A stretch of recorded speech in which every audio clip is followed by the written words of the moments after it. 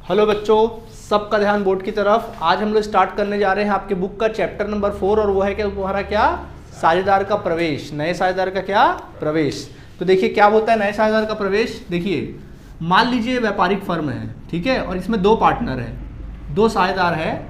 एक साझेदार का नाम ए है और दूसरे साझेदार का नाम क्या है बी है। और इस व्यापार में कुछ संपत्तियां हैं और इस व्यापार के कुछ क्या है दायित्व भी है, ठीक है। तो देखिए ये दोनों व्यापार के मालिक हैं, तो सीधी सी बात है कुछ उन्होंने पूंजी लगाया होगा। और ये चूंकि मालिक है तो इस तमाम व्यापार की संपत्तियों के मालिक कौन है, ए और बी का उसमें हक है। और तमाम दायित्व भी किसका हक है, ए और बी का भी उसमें क्या है हक है। तो तमाम संपत्ति और दायित्व पे दोनों साझेदारों का हक है, ठीक है। अब क्या होता है, एक नया साझेदार फर्म में आना चाहता है, साझेदार सी क्या होता है आता है। तो जब कभी कोई साझेदार आता है तो खाली हाथ नहीं आता है, क्योंकि वो मालिक बनने वाला है, वो भी तो अपने साथ दो चीज लेकर आएगा। एक तो अपने साथ पूंजी लेकर आएगा और प्लस क्या लेकर आएगा, अपने हिस्से की ख्याति लेकर आएगा, जिसको कहते हैं प्रीमियम। क्या लेकर आएगा, अपने हिस्से की प्रीमियम। बच्चों क्या करेगा, अपने साथ दो चीज लेकर आएगा, एक पूंजी लेकर आएगा और एक ख्याति लेकर आएगा। समझ में आया। इसी प्रोसेस को कहते हैं साझेदार का प्रवेश। क्या कहते हैं, साझेदार का प्रवेश। लेकिन जब साझेदार का प्रवेश आपको समझना है, साझेदार का प्रवेश का मतलब क्या है, पहले से दो साझेदार आपस में व्यापार कर रहे थे, बीच में कोई नया साझेदार क्या कर रहा है, प्रवेश कर रहा है, ठीक। अब इसको उदाहरण के द्वारा समझाते हैं, सारी कहानी आपको समझाते हैं। अब आपको पूरी क्लियरिटी होगी, कहानी को बहुत अच्छे से समझना है, इसके बैकग्राउंड के पीछे की कहानी देखेंगे, प्रीक्वेल देखेंगे इसका। मान लीजिए ए और बी दोनों साझेदार थे और आज से 15 साल पहले, 15 वर्ष पूर्व, 15 साल पहले इन्होंने क्या किया था, इस व्यापार को शुरुआत किया था ए और बी ने। तो ए और बी व्यापार को शुरुआत किए थे। कहानी ये थी कि ए बी सी तीनों दोस्त थे।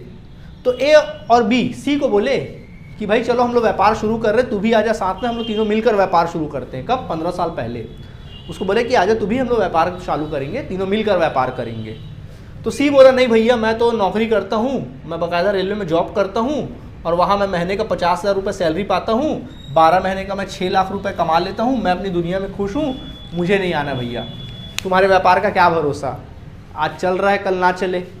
भाई मेरे को बैठे बिठाए 50,000 हर महीने सैलरी मिल रहा है, मुझे कहीं जाने वाने की आवश्यकता नहीं है, नहीं आता। ए और बी बोले आजा भाई आजा, व्यापार करेंगे यार, आजा आजा आजा आजा। नहीं आ रहा था, नहीं आऊँगा करके बोला। तो ठीक है भाई मत आ। ए और बी ने अकेले ही क्या किया, व्यापार को शुरुआत किया। 15 साल पहले शुरुआत किया। जब शुरुआत किया, व्यापार किया, इन्होंने मेहनत से कुछ संपत्ति लगाया, दायित्व लगाए, पूंजी लगाए, व्यापार शुरू किया। 15 वर्षों में ये व्यापार जो है ना पूरे देश का टॉप का व्यापार बन गया। और इनका जो प्रॉफिट है ना, ये लोग जो लाभ कमाने लगे वो करोड़ों में लाभ कमा रहे हैं। किस में लाभ कमा रहे हैं, करोड़ों में। और ए और बी सी के सामने बाकायदा मर्सिडीज में घूम रहे हैं। अब सी को क्या हो रहा है, सी अपना माथा पीट रहा है, काश मैंने 15 साल पहले इन लोग की बात मान ली होती तो आज मैं भी मस्त कार में घूम रहा होता, मस्त बंगले में रह रहा होता, लाइफ मेरा बहुत जोरदार रहता, अच्छा लाइफ स्टाइल रहता मेरा। तो अभी माथा पीट रहा है, ठीक है। अब क्या हो रहा है, 15 साल बाद इसको भी गलती का एहसास हुआ। अब सी जो है ए और बी को बोलता है भाई मैं भी साझेदार बनूंगा, मेरे को भी साझेदारी में ले लो, मेरे को अपनी 15 साल पुरानी बात याद आ रही है। अब मैं आपसे पूछता हूँ, क्या सी को व्यापार में आने देना चाहिए, बताइए। हाँ, नहीं आने देना चाहिए। क्यों, क्यों भाई नहीं आने देना चाहिए। हाँ,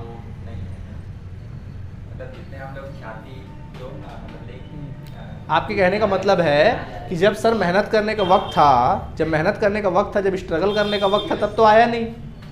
अब जब सब कुछ बनकर तैयार हो गया है तब आ गया। कल को क्या पता सर, कल को अगर हानि में अगर व्यापार चलेगा तो कल कहीं भाग गया तो, अच्छे दिन में आ रहा है बुरे दिन में कहीं लापता हो गया तो इस वजह से आप कह रहे हो कि सर मत आने दो, ठीक है। लेकिन ए और बी अंदरूनी कहीं चाहते हैं कि यार आ जाए। अगर ये आ जाएगा ना तो व्यापार का और ज़्यादा फायदा होगा।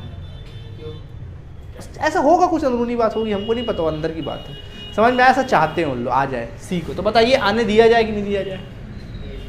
देखिए क्या होता है, यहाँ पे पेच फंस जाता है। कोई बच्चे क्या बोलेंगे, हाँ आने देना चाहिए, कोई बच्चे बोलेंगे नहीं आने देना चाहिए, ठीक है। ये बहुत थोड़ा मतलब एक प्रकार से विवादास्पद हो जाएगा, यहाँ पे विवाद वाली स्थिति आ जाती है, यहाँ विवाद वाली स्थिति निर्मित हो जाएगी यहाँ पे, है ना। तो देखिए इसके पीछे फिर कौन आता है, कानून आता है। साझेदारी अधिनियम 1932 आता है, जिसके लिए क्या बनाया गया है, बाकायदा कानून बनाया गया, लॉ बनाया गया है। कानून क्या देखता है, अधिनियम क्या देखता है, अधिनियम इस बात का पूरा ख्याल रखता है कि जब कभी भी कोई प्रोसेस होता है, जब कभी कोई नया साझेदार आता है, इस बात का पूरा ख्याल रखता है कि जब कभी कोई नया साझेदार आता है तो नए साझेदार की वजह से पुराने साझेदारों के हितों की अनदेखी ना हो। इस बात का पूरा ख्याल रखता है कि पुराने साझेदारों के साथ किसी प्रकार का गलत नहीं होना चाहिए, और अगर कोई नया साझेदार आ रहा है तो पुराने की वजह से नए के साथ किसी प्रकार का गलती ना हो, इस बात का पूरा ख्याल रखता है। आया बात समझ में कि नहीं आया? तो कैसे ख्याल रखता है भैया? तो देखिए हम आपको समझाते हैं। तो क्या होता है, जैसे मान लीजिए, अब देखिए क्या होता है, अब जब भी कभी साझेदार आएगा, ए और बी दोनों क्या थे? साझेदार थे। तो ए और बी साझेदार थे तो क्या बोलेंगे सी को, हाँ भाई तू आ सकता ना, कोई दिक्कत नहीं है, तू आ जा, कोई दिक्कत नहीं है, लेकिन देख तू सिर्फ पूंजी नहीं लाना बेटा, अपने हिस्से का क्या लाना? प्रीमियम लाना। हिस्से का प्रीमियम मतलब क्या है? ये लोग क्या बोलेंगे, देख हमारे व्यापार की 15 साल पहले हमारे व्यापार की कोई ख्याति नहीं थी, लेकिन आज हमारे व्यापार की क्या है? ख्याति है। तो ये लोग क्या करेंगे, अपने व्यापार का ख्याति की गणना करेंगे। तो इन्होंने अपने व्यापार की ख्याति की गणना करी तो कितना निकला? ख्याति का गणना की 3 करोड़ निकला। कितना निकला? ख्याति का मूल्य मान लो 3 करोड़ निकला, पूरे फर्म की ख्याति निकली 3 करोड़। अब मान लीजिए लोग बराबर के साझेदार बनने वाले हैं, तो हर एक साझेदार के हिस्से में कितना कितना आया? ए बी सी तीनों साझेदार के हिस्से में कितना आया? 1-1 करोड़। तो देखिए पूरे फर्म की ख्याति को हम लोग क्या कहते हैं? ख्याति कहते हैं। लेकिन एक हिस्से की ख्याति अगर बोला जाए तो एक हिस्से की ख्याति को क्या बोलेंगे? प्रीमियम। क्या बोलेंगे? प्रीमियम। ये प्रीमियम कहलाएगा। बी के हिस्से की ख्याति जो 1 करोड़ हो क्या कहलाएगा? प्रीमियम। सी के हिस्से की ख्याति क्या है? प्रीमियम। नहीं आया समझ में? तो क्या बोलेंगे कि देख भाई तू आना चाहता आ, 15 साल पहले हमारे व्यापार की ख्याति नहीं थी, लेकिन 15 साल बाद आज हमारे व्यापार की क्या है? ख्याति है। तो तू आएगा तो पूंजी तो लेकर आएगा, वो अलग मैटर है। तू आएगा तो अपने साथ क्या लेकर आना? अपने हिस्से की ख्याति लेकर आना। मतलब जो 15 साल हमने मेहनत किया है ना, उसका हमको पैसा लेकर आना। क्या लेकर आना? पैसा। तो पूरे फर्म की ख्याति आके गई, कितने निकली? 3 करोड़। तो सी के हिस्से की ख्याति कितनी निकली बॉस? 1 करोड़ निकली। सी के हिस्से की ख्याति कितनी निकली? 1 करोड़ रुपए सी के हिस्से की ख्याति निकली। तो क्या बोले, देख तू आएगा तो 1 करोड़ रुपए लेकर आ। क्या कर? 1 करोड़ लेकर आ। और ये जो 1 करोड़ लेकर आएगा, पूंजी तो व्यापार में लग जाएगा, और जो ख्याति अपने हिस्से की जो प्रीमियम लेकर आएगा 1 करोड़ रुपए, उस पर किसका हक रहेगा? ए और बी का। ए और बी का। क्यों हक रहेगा भाई? क्योंकि ए और बी अपनी मेहनत का जो पैसा ना, जो उन्होंने ख्याति बनाया है पूरे फर्म का, उस ख्याति का उसके क्या लेंगे? कीमत लेंगे। आया बात समझ में कि नहीं? बाकायदा उससे ख्याति की क्या लेंगे? कीमत लेंगे। और वो एक ए और बी क्या करेंगे? आपस में क्या कर लेंगे? बांट लेंगे। क्या कर लेंगे? बांट लेंगे। अब आप बोलेंगे सर कैसे बांटेंगे, कौन ज्यादा लेगा कौन कम लेगा? तो कॉमन सी बात है, देखिए मान लीजिए लाभ का हिस्सा है, सपोज ये लाभ का क्या है? हिस्सा है, ये लाभ है पूरा ना। अब इसमें पहले ए आधा खाता था, ए बी आधा हिस्सा था, ये लाभ है ना, मान लो ये लाभ है। इसमें ए का हिस्सा इतना था और बी का हिस्सा कितना था? इतना था, आधा आधा था। अब नया साझेदार कौन आया? सी आया। तो कॉमन सी बात है कि जब कोई नया साझेदार आएगा तो लाभ इन लोग का कम होगा कि नहीं होगा? अपना हिस्सा कम देंगे। जैसे मैं एग्जांपल के तौर पे बोल रहा हूँ कि आप लोग एक जगह पे बैठे हुए हो, बेंच पे बैठे हुए हो, इस बेंच में मैक्सिमम 3 बच्चे बैठ सकते हैं। अभी आप लोग 2 लोग आराम से फैल के बैठे हुए हो। अभी तीसरा बच्चा अगर आएगा तो आप क्या करते हो? थोड़ा सरकते हो कि नहीं सरकते हो? अपने हिस्से का त्याग करते हो कि नहीं करते हो? तो कॉमन सी बात है, जब कोई भी नया कोई व्यक्ति आता है तो आपको अपने हिस्से का त्याग करना पड़ता है कि नहीं? तो वैसे ही जब नया साझेदार आ रहा है तो इनका जो लाभ में हिस्सा है, लाभ में भी क्या होगा? त्याग करना पड़ेगा कि नहीं करना पड़ेगा? तो ए क्या करेगा? ए मान लीजिए अपने हिस्से में से इतना भाग किसको दे दिया? सी को दे दिया। और बी ने अपने हिस्से में से इतना भाग किसको दे दिया? सी को दे दिया। तो जो नया वाला हिस्सा है वो किसका बना? हिस्सा सी का बना कि नहीं बना नया वाला भाग? तो बताइए मुझे किसने सबसे ज्यादा त्याग किया? ए ने।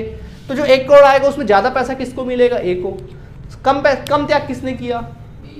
जितना हिस्सा बेचा तो उतना हिस्सा बी को मिलेगा। मतलब यह है कि जो जितना ज्यादा त्याग करेगा वो उतना ज्यादा पैसा लेगा। जैसे जमीन बेचते ना, वैसा टाइप का, जो जितना ज्यादा त्याग करेगा उसको उतना ज्यादा क्या होगा? पैसा मिलेगा। समझ आया कि नहीं आया आप लोगों को? हाँ जी बिल्कुल, जो सी ख्याति लेकर आएगा उसमें, हाँ बिल्कुल एक ही बार लेकर आएगा, 10 बार थोड़ी लाएगा, एक ही बार लाएगा। समझ आया?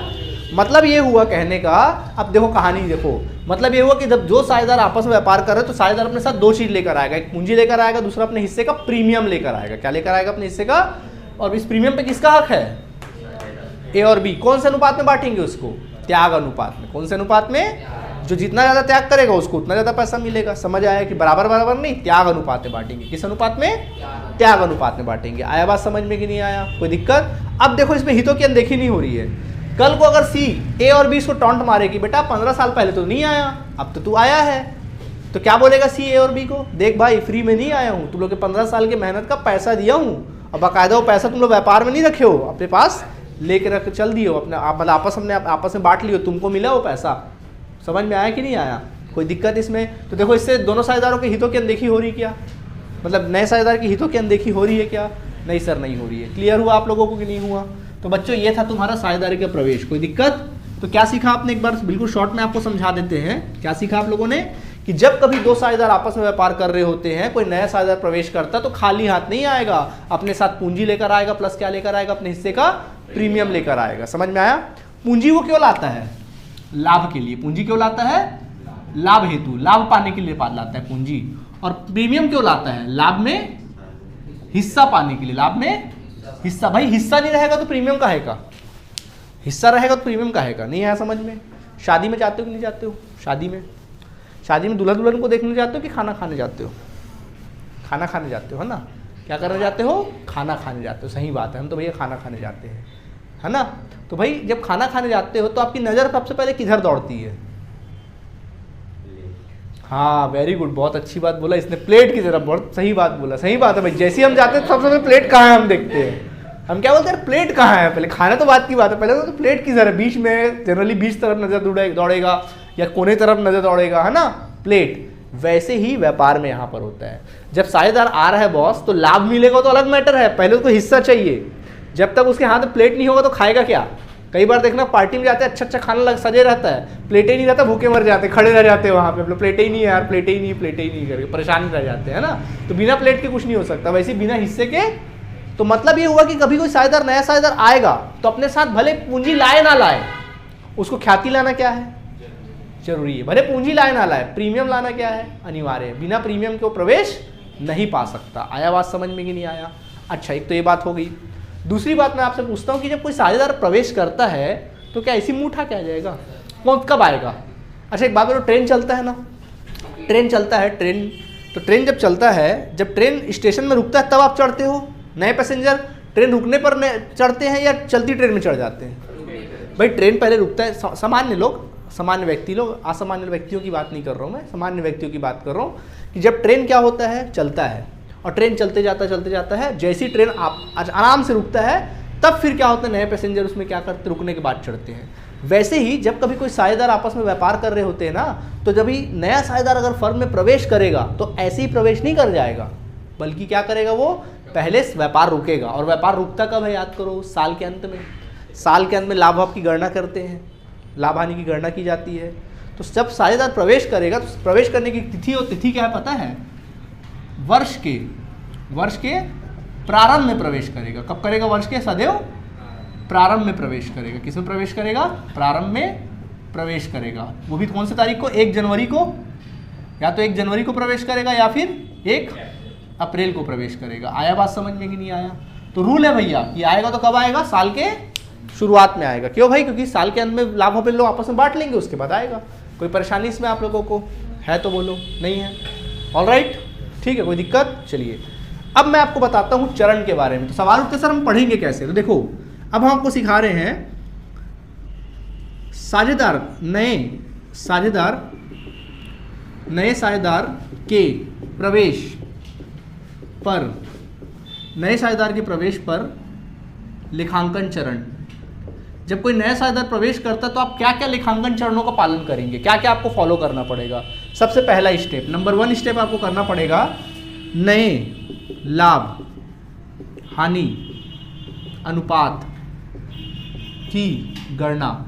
सबसे पहले बच्चों आपको क्या करना पड़ेगा? व्यापार के नए लाभ हानि अनुपात की क्या करनी पड़ेगी? आपको गणना करनी पड़ेगी। ठीक है भाई, नया साझेदार आ रहा है तो पुराना अनुपात खत्म होगा, नया अनुपात होगा। तो तीनों साझेदार का, A B C तीनों साझेदारों का नया अनुपात निकालोगे। समझ में आ गया? इसके बाद देखो, जब नया अनुपात निकालोगे तो कोई साझेदार त्याग करेगा, कोई साझेदार प्राप्ति करेगा। तो आपको यहाँ पे फिर निकालना पड़ेगा त्याग अनुपात एवं लाभ प्राप्ति अनुपात की गणना करनी पड़ेगी। त्याग अनुपात और किसकी? लाभ प्राप्ति अनुपात की क्या करनी पड़ेगी? गणना करनी पड़ेगी। आई बात समझ में? इसके अलावा नंबर 3, आपको जैसे कि मैंने बताया कि साझेदार आएगा तो अपने साथ क्या लेकर आएगा? ख्याति, प्रीमियम लेकर आएगा। तो आपको क्या करना पड़ेगा? ख्याति की गणना, फर्म की ख्याति की गणना करनी पड़ेगी। क्या करनी पड़ेगी? फर्म की ख्याति की गणना, ख्याति का लेखांकन, गणना मतलब लेखांकन उपचार करना पड़ेगा। सीधा क्या करोगे? फर्म की ख्याति का लेखांकन उपचार करोगे। जो भी लेखांकन उपचार करना, गणना करोगे, फिर आपस में बांटना कितना लाना है, ये सब चीज़ों को देखोगे।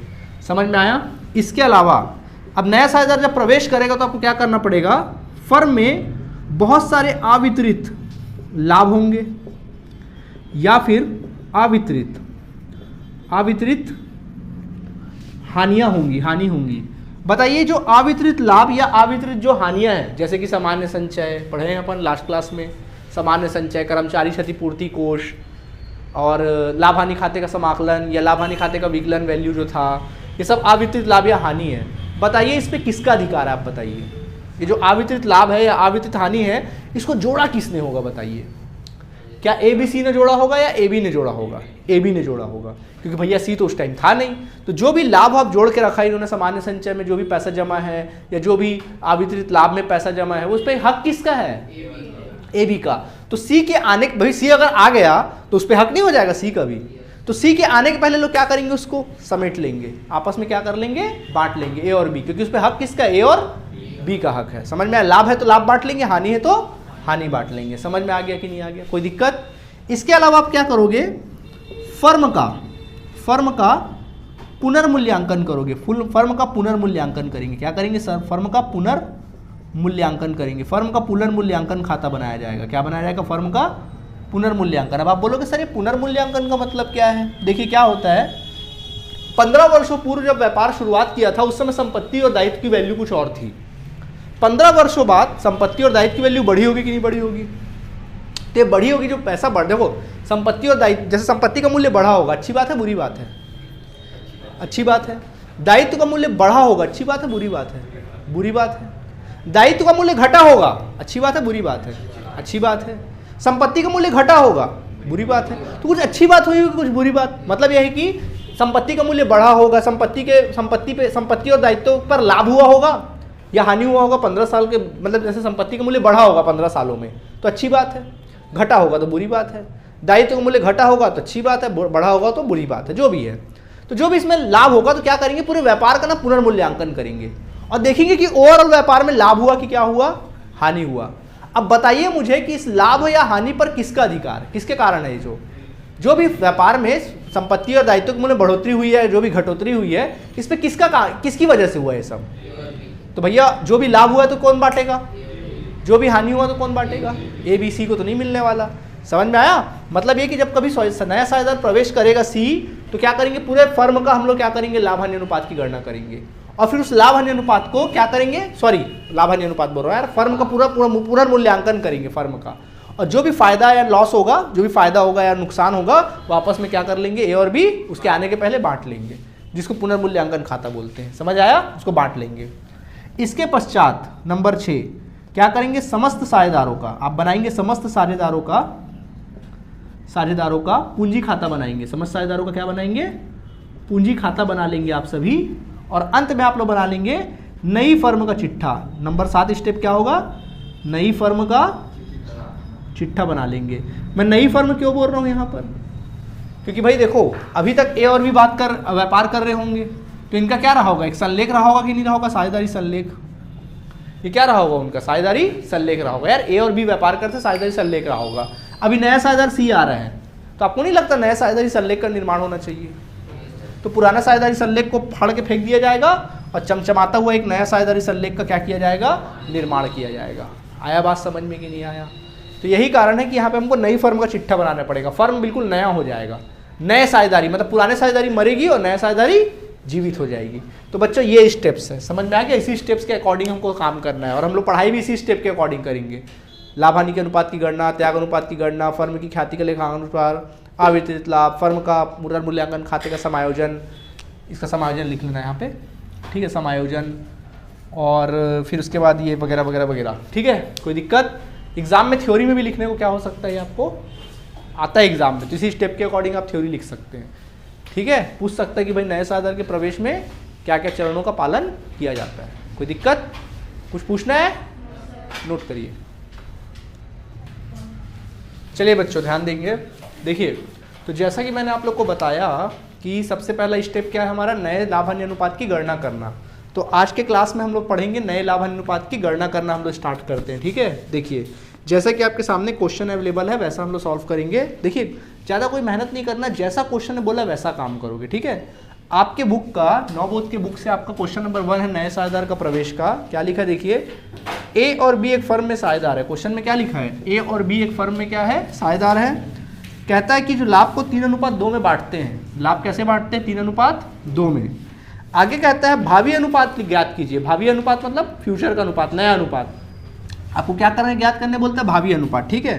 कहता है इसमें 2 कंडीशन है। सबसे पहला कंडीशन बोल रहा है यदि वे, अच्छा क्या बोल रहा है क्वेश्चन में कि कह रहा है कि यदि वे सी को, अभी सी प्रवेश कर रहा है, देखो कंडीशन नंबर 1 बोल रहा है यदि वे सी को यदि वे सी को 1/5 भाग हेतु फर्म में प्रवेश देते हैं। कैसे प्रवेश देते हैं, 1/5 भाग हेतु फर्म में क्या करते हैं, प्रवेश देते हैं, तो क्या होगा, ये क्वेश्चन में कहता है। सबका ध्यान बोर्ड की तरफ देखिए, बनाते हैं। सुनो क्या लिखा क्वेश्चन में, ए और बी दोनों साझेदार थे जो 3:2 के अनुपात में लाभ बांटते थे। मतलब 3/5 ए और 2/5 कौन, बी। वे सी को 1/5 भाग के लिए फर्म में प्रवेश देते तो क्या होगा। तो जैसा कि मैंने एक बेसिक कॉन्सेप्ट आपको बताया कि जब कभी कोई साझेदार फर्म में प्रवेश करता है तो कॉमन सी बात है, बेचारा त्याग कौन करेंगे, ए और बी। यानी जो 1/5 भाग के लिए वो आया है तो कॉमन सी बात है 1/5 भाग का कुछ हिस्सा उसने ए से लिया होगा और कुछ हिस्सा किससे लिया होगा, बी से लिया होगा। सही बात है। परंतु इस क्वेश्चन में ऐसा लिखा है क्या कहीं भी कि ए से कितना लिया, बी से कितना लिया, या ऐसा लिखा है क्या कि ए ने कितना दिया, बी ने कितना दिया, ऐसा लिखा है क्या। तो जब क्वेश्चन में कुछ ना बोले, तो आप बड़ा सिंपल कहानी है। क्या करना आप लोग पता है, क्वेश्चन में जब कुछ ना बोले तो क्या करना, नया साझेदार कौन है, सी है, तो सी को 1/5 दे देना, दे दिए 1/5। अब बोलो बचा हुआ भाग कितना। देखो पूरे फर्म में एक भाग रहा होगा, पूरे लाभ में 1/5 आपने सी को दे दिया, तो बोलो बचा भाग कितना, 4/5। आपको सिखाया हो ना बचा भाग निकालना, कैसे निकालते, बचा भाग आता है बचा भाग निकालना। देखो बताते हैं। जैसे 1/5 है तो मैं बोलूँगा 1/5 भाग है ना लाभ का, तो शेष भाग कितना, भाई 1/5 तो सी रख लिया, तो फिर बचा भाग कितना, तो बचा हुआ भाग कैसे निकालोगे। देखो ये अंश और ये हर है, अंश में लिखा है 1 और हर में लिखा है 5, तो बोलो अंश में ऐसा कितना संख्या जोड़े हैं कि हर वाली संख्या आ जाए, 4। अगर अंश में हम लोग 4 जोड़ेंगे तो हर वाली संख्या नहीं आ जाएगी। कोई दिक्कत इसमें आप लोगों को, अंश से याद आया, अंश कैसे नहीं आया, चलिए ठीक है, ओके। यहाँ तक समझ में आया कि नहीं आया आप लोगों को, कोई दिक्कत, ओके। आगे देखें इसके बाद, अगर मान लो मैं कहता हूँ 3/5 तो बोलो बचा भाग 2/5, वेरी गुड। अगर मैं कहूँ आपसे 1/6 तो बचा भाग 5/6। अगर मैं कहूँ 1/7 6/7। अगर मैं कहूँ 5/9 बचा भाग 4/9। समझ आया सब लोगों को कि नहीं आया। अब बचा भाग निकालने में कोई प्रॉब्लम आएगा, नहीं आएगा, ठीक। तो वही कहानी कह रहा था मैं, कि मैं कह रहा था कि देखिए क्वेश्चन में ए और बी दोनों साझेदार थे, ठीक है, और नया साझेदार कौन आता है, सी आता है 1/5 भाग के लिए। तो क्या क्वेश्चन ने बोला है कि ए ने और बी ने कितना दिया या उसने कितना कितना लिया, ऐसा बोला है क्या। तो जब क्वेश्चन में कुछ ना बोले तो तुरंत दिमाग लगाना, 1/4 भाग किसको दे देना, 1/5 भाग दे देना सी को, कोई दिक्कत नहीं, दे दो सी को, दे दिए। अब बोलो बचा भाग कितना, 4/5। बताओ ये 4/5 पे किसका हक है, ए और बी को। तो ये 4/5 को ए और बी में पुराने अनुपात में बांट देना, पुराने अनुपात में क्या कर देना, बांट देना, आ जाएगा आंसर। करके दिखाऊं, देखो पूरा बना के दिखाता हूँ, समझना। इधर देखो क्वेश्चन में लिखना, सॉल्यूशन लिखना, हल लिखना, और लिखना ए और बी, क्या लिखोगे, ए और बी क्रमशः 3:2 के साझेदार हैं, ऐसा लिखना बाकायदा ना। ए और बी क्रमशः 3:2 के क्या है, साझेदार है। मान लीजिए आपका कॉपी का पेज है, ठीक है, ऐसा लिखो। फिर लिखना सी को 1/5 भाग हेतु, वे सी को 1/5 भाग हेतु फर्म में प्रवेश देते हैं, ठीक है, ओके। अब आप आगे बनाना, माना, ऐसा लिखना माना, क्योंकि क्वेश्चन में बोला नहीं किससे कितना लिया, तो सीधा लिखो माना। फर्म का लाभ, मान लो फर्म का लाभ कितना है, 1 है, पूरे फर्म का लाभ कितना है बॉस, 1 है, इसलिए लिखना सी का भाग, क्या लिखना, सी का भाग। तो बोलो सी का भाग कितना है, नए साझेदार का भाग लिख लो 1/5, तो अपना लिखना इसलिए शेष भाग। तो बोलो बचा भाग कितना फिर, 4/5। तो बोलो इस 4/5 पे किसका हक है, तो 4/5 को भाग को पुराने अनुपात में बांट देंगे। तो हम लोग क्या लिखेंगे, 4/5 भाग का पुराने साझेदारों के मध्य, पुराने साझेदारों के मध्य उनके पुराने अनुपात में विभाजन करने पर, उनके पुराने अनुपात विभाजन करने पर, ऐसा लिख देना आप लोग। समझ में आया कि नहीं आया? चलो विभाजन करें। चलो मेरे को यहाँ कंटिन्यू नीचे लिखना चाहिए, मैं इधर लिख देता हूँ कंटिन्यू, ठीक है, इधर कंटिन्यू करता हूँ। तो देखिए 4/5 भाग को बांटते हैं, तो पहले लिखना A को, तो बांटना आता ना, जैसे मैं बोलूँगा 2000 को बांटो, पुराने अनुपात में कैसे बांटते तुम लोग 2000 को, तो A को कैसे दोगे, 2000 इंटू कितना करोगे, 3/5, और B को कैसे करोगे, 2000 इंटू कितना करोगे, 2/5, ऐसी तो करोगे। तो मैं यहाँ क्या बांटने बोल रहा हूँ, 2000 बांटने नहीं बोल रहा हूँ, मैं बोल रहा हूँ 4/5 बांटो। क्या बोल रहा हूँ मैं, 4/5 भाग को बांटो। तो कैसे बांटोगे, 4/5 भाग इंटू पुराना अनुपात क्या है, 3/5। मानते हो कि नहीं मानते हो? 4/5 जैसे 2000 को नहीं बांटते हो, वैसे तो बांट रहा हूँ। बात समझ में आ रहा है बात की नहीं आ रहा है? 4/5 इंटू कितना, 3/5, कितना आ जाएगा, 12/25, ठीक है। वैसे B को देखो 4/5 भाग का कितना देना है B को, यही तो बांटना है, दोनों साझेदारों बांट, 3 साझेदार बांट रहे हो, 3 साझेदारों में बांट रहे हो कि 2 साझेदारों में बांट रहे हो, 2 में ना, कितना 8/25, कहानी खत्म। अब बच गया कौन बेचारा, C। तो C का क्या करना, C को थोड़ी ना बांटना है कुछ, C को देना है। C को कितना दिए थे, C का हिस्सा कितना, 1/5, वो तो पता है ना, C का हिस्सा पता है 1/5, तो लिख दो 1/5। अब देखो सबका हर देखो क्या है, सेम है, तो बेटा इसका भी हर सेम करना पड़ेगा। तो देखो जब सबका हर सेम है तो इसका भी हर सेम होना चाहिए ना। तो बताइए 5 में ऐसा, नीचे को देखना, नीचे वाले को, ऊपर को मत देखना, नीचे को देखना, 5 में ऐसा कितने का गुणा करे कि 25 आ जाए। तो 5 का बेटा नीचे, तो फिर 5 का क्या करना पड़ेगा, ऊपर। तो 5/25। तो नया अनुपात आया A, B और C का नया अनुपात आया 12:8:5। क्या ये शॉर्ट हो सकता है? देखो 2 के पहाड़े में 12 और 8 आता है, परंतु 5 कहाँ आता है, यही हमारा फाइनल आंसर है, 12:8:5। ये नया अनुपात आ गया। नहीं आया समझ में? क्या आया बच्चों, ये नया अनुपात आया। कोई दिक्कत? अलग आएगा तो अलग, क्या अलग आएगा, हाँ अलग नहीं तो बराबर करना पड़ेगा, आ ही नहीं सकता, बराबर करोगे, नहीं समझे? समझ गए, लेकिन अलग आएगा तो फिर, अलग आएगा तो फिर कैसे 25 आएगा, नहीं बराबर ही आएगा, इसमें तो आएगा ही बराबर। भाई बांट रहे तो यही तो आएगा, 4/5 को बांटोगे वो भाग में तो सेम ही तो रहेगा, वो तो हमेशा सेम रहेगा, कभी अलग हो ही नहीं सकता। और आप ये कि अगर मान लो अलग है भी तो फिर बराबर करना, जैसे यहाँ बराबर नहीं करे वैसे और कहीं बराबर करना। समझ आया क्यों? अब चलो मान लो मैं एक और क्वेश्चन दे रहा हूँ, इसी में होमवर्क बना के लाना। वे यदि वो C को 1/4 भाग के लिए प्रवेश देते तो क्या होता, 1/4 भाग हेतु प्रवेश देते तो क्या होता। समझ में आया कि नहीं आया? अभी बना के दिखाओगे? चलो अभी बना के दिखा दो, ठीक है। चलो जल्दी नोट करो, कम ऑन। चलिए तो मैंने एक होमवर्क दिया आप लोगों को 1/4 भाग वाला, और कुछ होमवर्क दे रहा हूँ, उसको बनाना। क्वेश्चन वही है बट कंडीशन में बदल दे रहा हूँ। मान लीजिए वे C को क्या करते, 1/6 भाग के लिए, अच्छा 1/6 भाग के लिए प्रवेश देते, या मान लीजिए वे C को, मान लीजिए सपोज वो लोग 1/10 भाग के लिए प्रवेश देते, मान लीजिए C को वो लोग 1/7 भाग के लिए प्रवेश देते। तो ये होमवर्क है आप लोग के लिए। चलो 1/8 भाग के लिए प्रवेश देते, ठीक है, तो क्या होता, नहीं समझे? क्या करते, देखो जैसे कि 1/6, जैसे मान लो 1/6 भाग के लिए, तो बचा भाग कितना, 5/6, पुराने अनुपात में बांट दो। अगर 1/10 है तो पुराने अनुपात में बांट दो, 9/10 को बांट दो। हाँ ऐसे बांटना है, सेम ऐसी बनाना है। जिस स्टेप में मैंने काम किया ना सेम वैसी करो, आंसर हमेशा आएगा। डन। बाकी क्वेश्चंस कल की क्लास में। ओके, थैंक यू बच्चों।